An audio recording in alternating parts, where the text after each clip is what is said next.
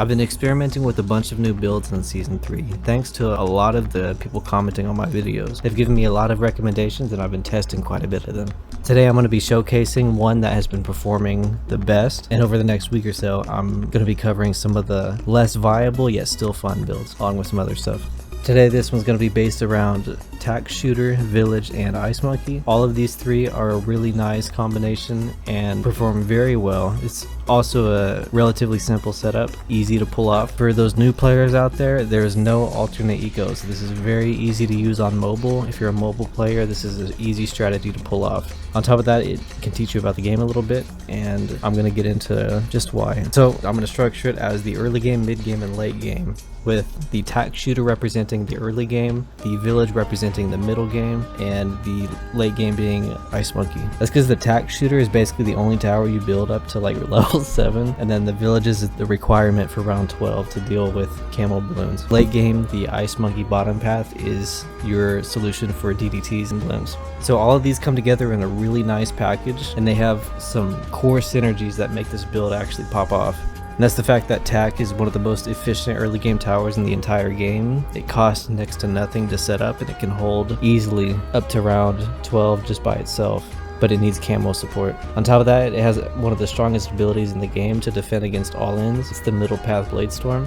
So not only is Tack one of the best starter towers, it's also a free button press to defend against pretty much any wave if you know how to use it right with micro. So early game, all you really have to do is get a 2-3x Tack Shooter. That's the middle path Tack Shooter dominant, and this Tack Shooter can hold up to round 5 by itself. Now usually what you do is you go Tack Shooter, your hero, which I normally run Obyn or Churchill, and then you go a second Tack Shooter, and all of that holds till round 12 and lets you fully focus on balloon economy the whole time. This is really why this strategy can be so powerful without having an alternate eco option like Banana Farm. And it's because it defends so well and at such an economic viable cost that you can just dump all your money into balloon sends the entire time and get a really high amount of money per turn. Round 11, round 12 is coming up. You want to get your Village with the middle path tier 2 camo detection.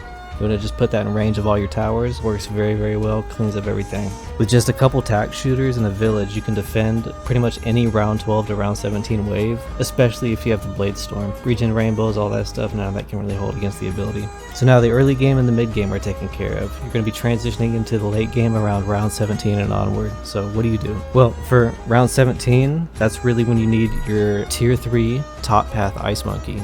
Again, that's the top path Ice Monkey that has embrittlement. The embrittlement is the most cost effective for dealing with Moabs at the round 17 to round 18, and it literally does so much damage that your Tack Shooters have no issue cleaning things up if they send anything. So embrittlement is the first key that you need for ice, and then eventually by round 26 you want a second Ice Monkey with the tier 5 bottom path Icicle Bale. That's your DDT defense, and play it how you want. So overall that's pretty much the build. You just put a Tack Shooter and a Village down, and then you just put a couple Ice Monkeys down, you win the game.